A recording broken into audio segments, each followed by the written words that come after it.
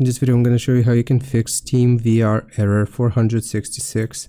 First, you want to open up your computer search and search for Steam, right click, open file location, then you want to right click again on Steam, show more options and go to properties. Here you will go into the compatibility tab and you want to check these three options. Run this program in compatibility mode for Windows 8, disable full screen optimizations and run this program as an admin. Click on apply, click on OK. Once you have done this, the second thing that we have to do is open up Steam and click on Steam here in the top left, and you will go into settings. Now go into downloads and you want to select clear cache. Once you have cleared the cache, the very last thing that we have to do is search for SteamVR, find it here, click on the gear icon, go into properties, then go into installed files, and you want to verify the integrity of two files.